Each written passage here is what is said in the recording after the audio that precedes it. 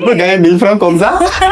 Faut dire que quand j'étais à l'université, quand je voyais des gens garder 10 000 en main, c'était un truc qui m'impressionnait. Hein. Quand je voyais quelqu'un avec 10 000 en main qui venait manger là où je mangeais, et je vois lui, on lui demande l'argent, il sort 10 000. Je dis, ah, il a l'argent là, il dit, laisse. Il le vend, vente de crochet, vente de pagne au Sénégal.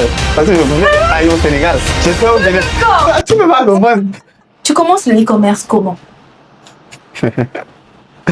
Oh, décidément. Tu poses des questions pour que j'aime pas répondre. Là, je suis au Ghana. Je suis là pour quelques jours. Après ça, j'irai en Côte d'Ivoire. Et je suis actuellement avec une de mes amies, une ancienne amie avec qui on a eu à faire pas mal de choses ensemble.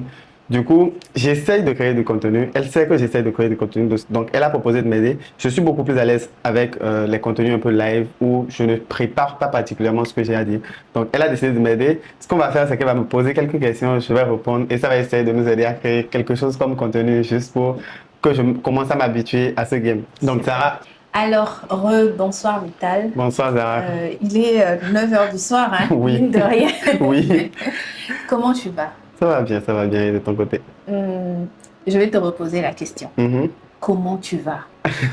On ne dit pas le je me porte à merveille. merveille. Je me porte à merveille. Grâce à Dieu, les choses évoluent. J'ai un peu plus délégué l'e-commerce. Je suis en train maintenant d'essayer de former, de faire en sorte que beaucoup de jeunes qui peut-être sont perdus actuellement, qui ne savent pas quoi faire en fait peut-être après l'université ou même juste après le bac, qu'ils puissent savoir dans quelle opportunité ils peuvent se lancer actuellement, dans quoi est-ce qu'ils peuvent se lancer, qui pourra les tenir en fait sur du long terme, qui pourra aussi être quelque chose qui va pouvoir leur permettre de gagner des revenus assez rapidement, de sorte qu'ils ne se perdent pas en fait avec tout ce qu'il y a sur comme information sur Internet actuellement. Donc c'est mon objectif, un de mes objectifs principaux actuellement. Donc c'est ça surtout que je suis en train de mettre en place, juste après avoir délégué beaucoup plus le côté e-commerce que j'ai eu à faire. À part ça, il y a aussi le fait que je travaille toujours un peu, je dirais, en collaboration avec les gars de Flashpi pour qu'on puisse toujours étendre les choses et tout. On a même pris un consultant dernièrement qui nous aide à faire d'autres choses et tout de ce côté-là pour que ça soit encore plus facile et que les choses aillent encore plus facilement. Histoire que, comme je l'ai dit, Flashpi, comme je le disais déjà de base, c'est une entreprise qui est censée faciliter la vie aux e-commerçants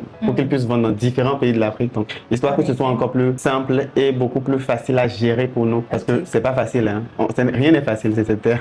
C'est pas facile. Donc, voilà un peu ce qui se passe actuellement. C'est impressionnant tout ce que tu viens de citer. En tout cas, je pense que ça donne le tournis même à un moment donné, parce que avoir la responsabilité de toutes ces entités et tout, même si tu n'es pas dans le day-to-day operation, c'est quand même une grosse charge mentale. Et sur ce, je veux te poser la question, comment tu fais? Comment est-ce que tu as réussi à déléguer? Parce que c'est si tu arrives à dire ça va, je vais très bien, donc ça veut dire que tu as vraiment réussi à déléguer au sens propre du terme. Et c'est quelque chose qui est extrêmement difficile pour beaucoup de small businesses, peu importe le domaine, que ce soit dans l'e-commerce ou dans n'importe quel autre secteur. Donc, quel est ton secret? Je pense, pour moi, le secret, c'est la façon de traiter l'humain, de traiter les gens. Je ne suis pas le genre de personne, je sais pas, il y a des patrons qui sont du genre à dénigrer les gens avec qui ils travaillent, à peut-être vouloir garder certaines informations, les traiter d'une certaine manière et tout. Moi, je ne suis pas ce genre de personne.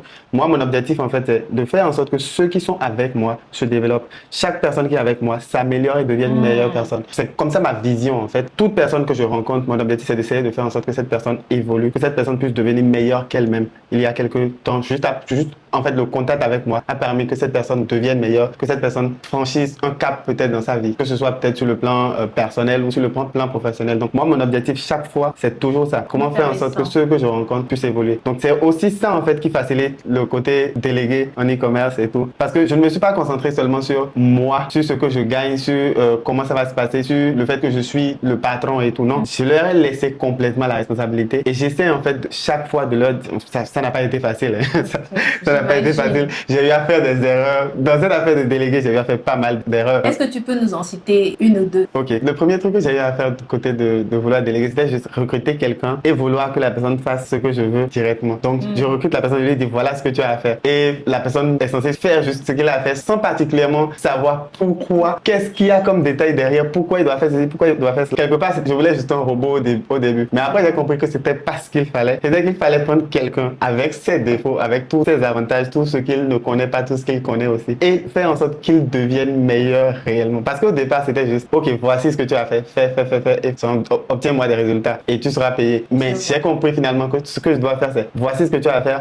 Si tu le fais bien, tu seras payé, tu as encore des bonus. En fait, c'est en fonction de tes performances que tu es payé. Ce qui fait que lui-même cherche à avoir, à s'améliorer. Quand je vois quelqu'un qui cherche à s'améliorer, moi, je sais ce qui lui manque, tu vois. Moi, puisque j'ai plus d'expérience que lui, je sais ce qui lui manque. Donc, je peux lui dire, viens, ce qui te manque actuellement, c'est ceci. Donc, vas-y, fais ceci. Et je le guide, je l'accompagne petit à petit jusqu'à ce qu'il ait ce qui lui manque là et qu'il évolue. Exactement. Donc, même quand tu prends un fin débutant actuellement, quelqu'un qui n'est pas encore en train de se lancer dans l'e-commerce, il y a des choses qui lui manquent, c'est tout. Donc, c'est pouvoir en fait détecter qu'est-ce qui manque à cette personne et lui dire, voici ce qui te manque, fais ceci, fais cela. C'est ça la clé en fait. C'est comme ça qu'on arrive à former quelqu'un, c'est comme ça qu'on arrive à faire en sorte que les gens s'améliorent, pas en leur disant, ah non, fais ceci, améliore-toi, pas en criant sur eux. Et je pense que l'Afrique a un gros potentiel. Si je comprends bien, tu fais du gentle leadership et tu éprouves beaucoup d'empathie pour les personnes avec qui tu travailles. Et donc, les personnes se sentent dans un environnement beaucoup plus sain pour s'exprimer librement, faire les erreurs qu'il faut et du coup, conséquemment, en les corrigeant, ils avancent. Exactement.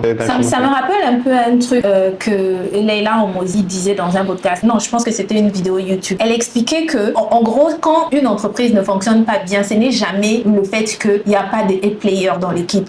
C'est le fait que le leader n'est pas bon, en fait. Parce que peu importe la qualité des team members que tu as, tu dois avoir la capacité de pouvoir les amener à un niveau où c'est voilà des players pour que l'entreprise fonctionne. So, wow, bravo.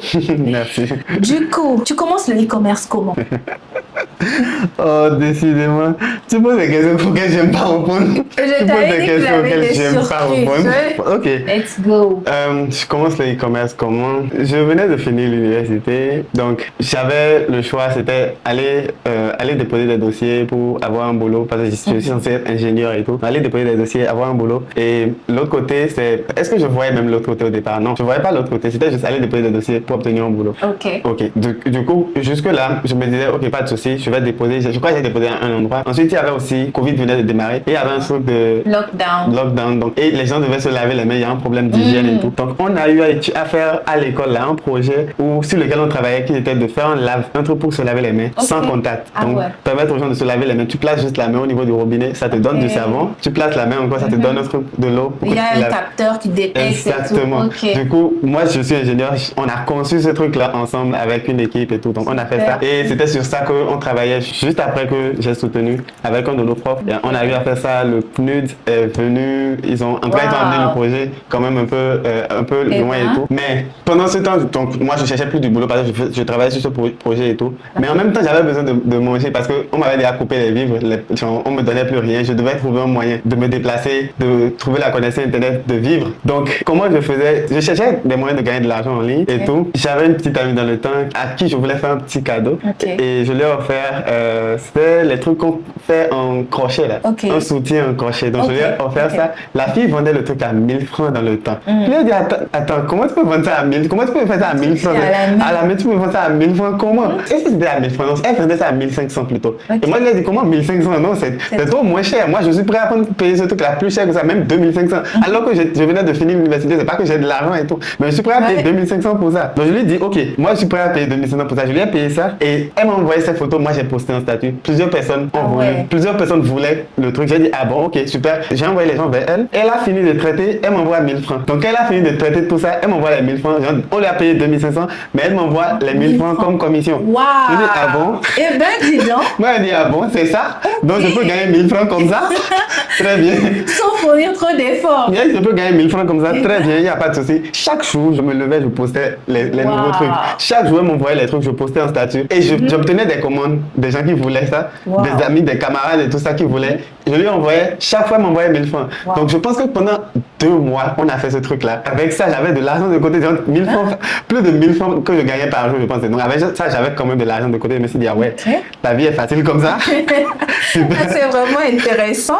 Donc, super. Donc, qu'est-ce que j'ai fait? Je mettais cet argent de côté. J'ai voulu me lancer dans l'élevage avec ça. Il y a un ami qui m'a parlé d'élevage et tout ça, j'ai voulu me lancer dedans. Je me suis lancé dans l'élevage, j'ai perdu. J'ai commencé avec l'aide d'un ami qui était en France, qui m'a envoyé de l'argent. De l'argent. Et j'ai entamé, ma mère m'a dit que moi, je suis pas le genre de personne qui prend soin des animaux, tout ça. Que moi, les animaux là vont mourir. J'ai dit jamais, elle peut pas douter de moi comme ça. J'étais très sérieux au début. Après, les animaux ont commencé à mourir, effectivement. Oui, carrément. Les animaux ont commencé à mourir, effectivement. Ça aurait été bien que toi aussi tu sois filmé. Donc, les animaux ont commencé à mourir, effectivement. Et ça m'a découragé. J'ai commencé à me dire, mais c'est quoi ça? Genre, vraiment, tout l'argent partait en fumée. Je regardais les animaux mourir, je n'étais plus motivé, ça me disait plus rien. Les animaux mouraient chaque jour, je prenais, je jetais, ça me disait plus rien, je voulais même plus rien faire pour sauver ça. Bien que j'avais investi, j'ai fait une cabane spéciale pour ça. J'ai mis de l'argent dedans, j'ai fait une cabane spéciale, j'ai fait une cage spéciale, j'ai acheté des trucs depuis la Chine pour que les animaux puissent boire facilement. Attends, t'étais investi à fond. Très, je savais que j'allais réussir grâce à l'élevage. Ok, mais si tu étais autant investi au début, que tu as fourni tous ces efforts et tout, pourquoi penses-tu que quand les animaux ont commencé, parce que je ne pense pas que c'est la seule chose que tu as faite et qui n'a pas fonctionné comme tu voulais et que comme ça s'est pas passé comme ça, tu as abandonné et puis c'est fini, tu as oublié le truc. Ok.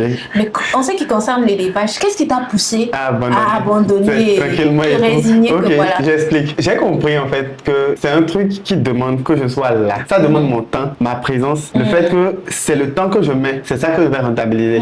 Tu vois, c'est plus je prends soin des animaux, c'est comme ça que plus les animaux vont peut-être rester et puis les trucs. Donc j'ai compris que ça dépend complètement de moi, de mon temps, présence. de ma présence, exactement. Ça ne dépend pas de, genre c'est pas comme en fait l'e-commerce que je fais actuellement où il suffit juste de vendre des produits. Donc ce n'est pas limité en termes du temps que je mets. Genre je peux vendre près de 10 pièces, genre 30 pièces, 40 pièces en une journée, voire même plus 100 pièces, voire plus en une journée, sans que ce ne soit directement lié au fait que ce soit moi qui me réveille tous les jours. Je lance juste une publicité et les ventes se font sans que je n'intervienne.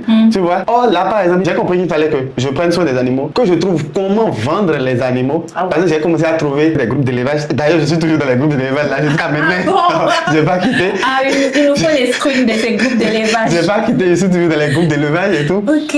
Qu'il fallait que je trouve le moyen de vendre les animaux là, de vendre les œufs et tout. C'était des cailles, de vendre les œufs de cailles. Qu'il fallait ensuite aussi que je trouve le moyen de les nourrir aussi. Genre, parce qu'il fallait que j'achète la nourriture, tout ça, que je les nourrisse pendant un certain temps avant qu'ils ne commencent à pondre des œufs. Et quand ils vont commencer à pondre des œufs, il faut que je vende les œufs pour acheter encore la nourriture, pour les nourrir encore et que je sois tout le temps au taquet, que je les désinfecte, que ah Seigneur. J'ai compris que c'était trop de travail, moi.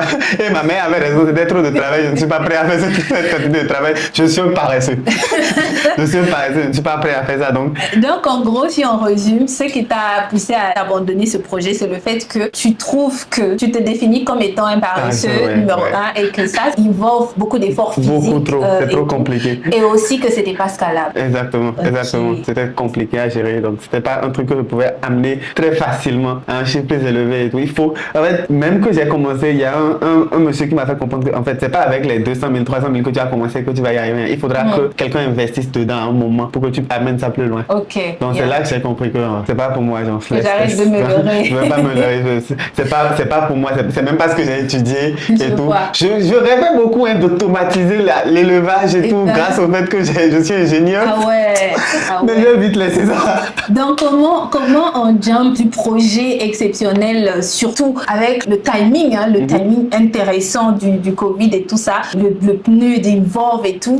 On jump de ça, on se retrouve à une opportunité qui fait gagner l'argent de poche pendant 2 mois. On investit cet argent dans l'élevage et puis on est déçu. Comment on se retrouve à faire l'e-commerce? Ok. Donc je vais continuer un peu l'histoire là. Donc malgré que je faisais l'élevage là, j'avais continué à vendre la 1000 francs gratuits qu'ils laissent. Ah ouais. Je pensais que j'allais abandonner ça facilement. Donc je continuais. Certes, mes ventes ont un peu diminué, mais je continuais et tout. Je pense qu'à un moment, on dirait la fille aussi avait fait les packs et tout dans le temps. Donc elle a trouvé un boulot et elle me disait qu'elle allait arrêter. Seigneur, mes espoirs se sont effondrés. Je me suis dit, Seigneur, je vais trouver l'argent où encore? Si elle m'abandonne maintenant, comment je vais réussir ma vie? L'argent gratuit. Donc j'étais perdu. Je me disais, bon, qu'est-ce que je vais faire? Mais attends, excuse-moi, j'ai une petite question. À cette époque-là, vu que tu arrivais à te faire peut-être 2000, 5000, peut-être parfois par jour, est-ce qu'il t'arrivait de te dire que j'ai trouvé en fait, like, what is gonna change my life? Je pensais que j'étais arrivé. Je pensais effectivement que j'étais arrivé. C'est pas possible. Parce que, en fait, j'arrivais à manger comme ça, j'arrivais à aller m'asseoir. Parce que, faut dire que quand j'étais à l'université, quand je voyais des gens garder 10 000 en main, c'était un truc qui m'impressionnait. Hein. Quand je voyais quelqu'un avec 10 000 en main qui venait manger là où je mangeais, et je vois lui, on lui demande l'argent, il sort 10 000. Je dis, ah, là, l'argent, là, lui. mais en vrai, non. J'ai commencé à avoir les 10 000 et tout. Moi, j'allais manger là où je veux et tout. Ça m'a très vite rattrapé, j'ai compris. J'ai compris peut-être. En fait, tu me fais raconter mon histoire. Ce que je ne suis pas. Je n'aime pas particulièrement raconter ça et tout. Non, mais en fait, il y a un bon côté à ça, c'est que ça te rappelle d'où tu viens. Et en fait, tu arrives à apprécier ce que tu as. Parce que souvent, on n'arrive pas à apprécier ce qu'on a. Oui, là maintenant, effectivement, quand je regarde, je ne pensais plus à ça depuis un moment. Moi, j'avais déjà oublié cette partie-là. Mais ça me rappelle effectivement les moments là où. Ah. Donc, elle me dit qu'elle va arrêter parce qu'elle a trouvé un boulot, tout ça. Moi, j'étais dévasté. Mais heureusement, j'avais déjà commencé à lire des livres en entrepreneuriat dans ce moment-là et tout. Donc, un livre en particulier qui a vraiment shift ton mindset? Bon. Shift mon mindset, oui. Bon, il y a le livre qu'on a le plus lu, tout le monde a le plus lu, La Père riche, Père pauvre et tout. Ok. Oui, mais je ne me rappelle plus du livre là que j'avais lu, où dedans on disait en fait, dans le livre on disait que la vie va te tester, tu vois. Donc tu vas penser que tout va bien à un moment et tout va s'effondrer. Donc t'inquiète pas, ça va venir. Genre, la vie va te tester. Faut pas penser que. Donc le fait que j'avais déjà lu ces trucs là, en fait, moi j'ai pris ça comme ok, genre voici le test dont on parle, tu vois. Donc si la vie pense qu'elle va m'abattre avec juste à cause de ça, ça va pas arriver. Donc là, à ce moment justement, j'ai double down sur l'élevage, j'étais beaucoup plus focus. Mais au final encore, c'est là les volailles ont commencé à mourir. Donc quand on dit la vie va te tester, j'ai vu le test jusqu'au bout. Donc juste après ça, qu'est-ce qui s'est passé? À ce moment aussi, déjà, j'avais commencé à entendre parler du dropshipping et tout ça. J'avais déjà commencé à tester, à vouloir trouver comment le faire. J'avais suivi un peu la formation que tout le monde a déjà craqué là de Yomi Denzel. Donc j'avais suivi et je commençais à essayer les choses de mon côté et tout ça. Mais malgré ça, ça ne donnait pas tant que ça. Genre, tu as vraiment lancé J'ai lancé un produit, il y a eu une vente. J'ai fait en sorte que le chinois livre, mais je n'avais pas de bénéfice. J'ai lancé encore un autre, j'ai eu encore une vente. Donc j'ai eu une vente, c'était intéressant. mais après, en fait, quand tu évolues, j'ai compris pourquoi je n'avais pas eu de résultats pour ce truc-là. Mais sérieusement, en fait, tu vas me faire trop parler. Je ne veux pas beaucoup parler. Non, mais c'est quand même beau que tu aies essayé jusqu'au bout, en fait. Oui. Surtout avec toutes les limitations qu'on a en étant en Afrique et tout. Tu as poussé. Oui, bizarrement, en fait, je pense que les gens ne le savent pas ici. Mais genre, Myril, c'est mon ami et tout. Les personnes on n'est pas souvent. Donc, même Myril était étonné que la plupart des choses que moi je créais, moi ça passait. Quand moi je voulais créer les Stripe, tout ce qu'on devait créer, les banques en ligne, tout passait chez moi. Chez moi, c'était clean. Genre, chez moi, ça allait. Et j'ai toujours mon Stripe jusqu'à maintenant.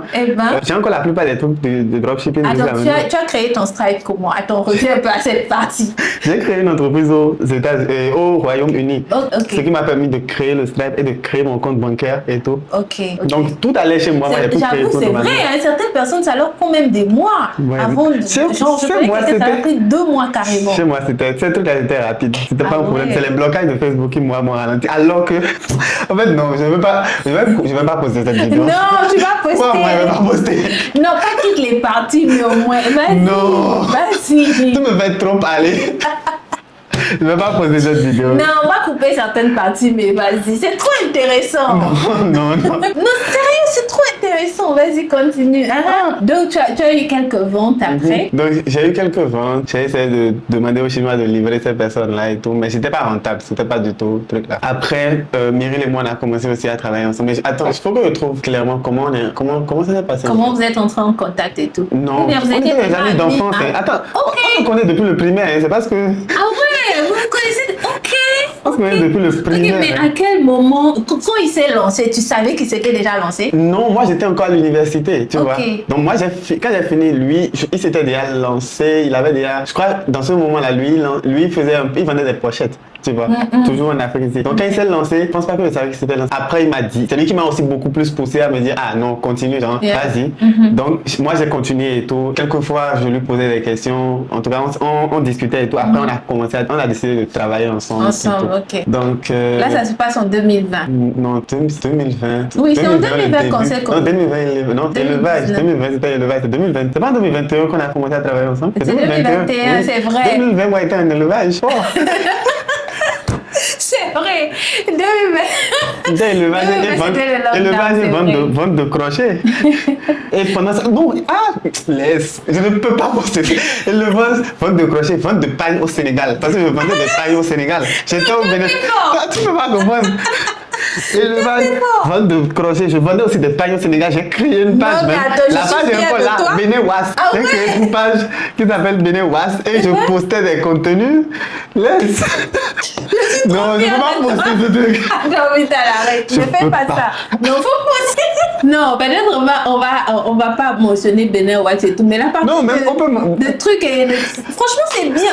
Non, laisse tomber, on va poster. C'est trop intéressant. Vas-y, continue l'histoire. Donc oui, je vendais des pailles au Sénégal et tout ça. Purée, tu as oublié tous ces trucs, hein. Digne de chef. Non, je vendais des pailles au Sénégal, hein. Très sérieusement, je me rappelle même que j'avais pris la caméra de ma grande soeur avait un téléphone, un Xiaomi dans le temps. J'ai pris son téléphone, je suis allé au marché pour filmer les boutiques des gens qui vendent les pailles et mettre sur les réseaux sociaux pour que les gens du Sénégal commandent chez moi. J'avais une amie au Sénégal et les gens du Sénégal commandent chez moi. Elle prenait l'argent, on gérait le truc ensemble, on envoyait, grâce à ça, elle partait à l'aéroport et tout. Oui, on faisait l'aéroport, on faisait aussi l'envoi par le bus.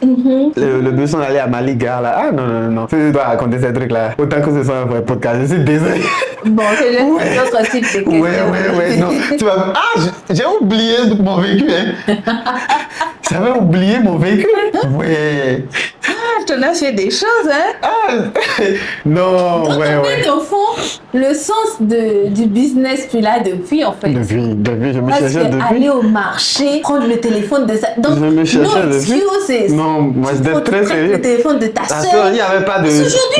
Mon téléphone ne pouvait pas filmer. Les gens, en fait, aujourd'hui, les gens vont se dire, je n'ai pas le bon téléphone, je n'ai pas ceci. Non, c'est pas d'excuse. Moi, elle était au boulot. Elle était au boulot avec son téléphone. J'ai quitté la maison, je suis venu, j'ai pris son téléphone, je lui ai dit, je vais te ramener ça dans une heure. Pardon. J'ai besoin de ça pour faire des vidéos. Elle a laissé le téléphone, je suis allé, j'ai fait les vidéos. En moins d'une heure, je suis revenu. Je lui ai remis son truc. J'ai transféré les vidéos chez moi. Je suis allé à la maison. J'ai commencé à suivre des vidéos YouTube sur comment monter ma vidéo. Moi, je me cherchais. On avait coupé les vivres, il faut que je mange. Maintenant, avec ce business, tu arrives à faire à peu près combien par semaine? Putain, mais je vendais les pailles sérieusement. Hein. Tu blagues. Sur un paille, on vendait le paille au double de son prix. Donc, on prenait le paille à combien? Un truc de 4000, non? Il y avait différents types de pailles à Vaughan. Je connaissais les pailles dans le temps. Hein. Non, j'étais un expert des pailles. Oui, j'étais un expert des pailles. J'étais un expert dans le temps. On doit faire ce podcast. Attends, comment on va faire ça? Ah ouais, non, jamais. On loue un podcast studio. Non, je ne suis pas prêt à faire ce podcast. C'est maintenant que je me rends compte de mon histoire. En fait. Moi, j'avais oublié mon histoire et je ne veux pas raconter ça. C'est un parcours intéressant. Okay. Donc, avec le pain, on vendait quand même beaucoup. Hein. Il y a des fois des endroits où on pouvait vendre jusqu'à 200 000, 300 000. Eh ben. Et dis-toi que généralement, quand on vend 200 000, 300 000, c'est la moitié qui est bénéfice. Wow. On ne se faisait pas de mal d'argent jusqu'à ce qu'ils ont gâté le marché. Les Indiens, là aussi, ont commencé à vendre en ligne. Ok, on se retrouve à 2021 où tu as commencé non. Je ne suis pas à l'aise. Ok, quand tu as commencé... On va couper ce truc. Mais en fait, le truc, c'est que tu te mets des barrières dans la tête. Déjà, il faut que tu comprennes qu'avec la création de contenu, tu ne dois pas penser à ce que les gens vont... Non, je ne pense pas à ce que les gens vont faire truc là, certes, mais... Alors, est-ce que tu ne connais pas que Leila Omozi a quitté, c'est plus trop Californie ou je sais pas, Texas ou quoi, pour quelque part avec une voiture? Je me dis, mon histoire ne va rien changer à la vie des gens, mais bon... Au contraire! C'est ça que tu ne te rends pas compte. Au contraire! Je vais couper. Ok, coupe.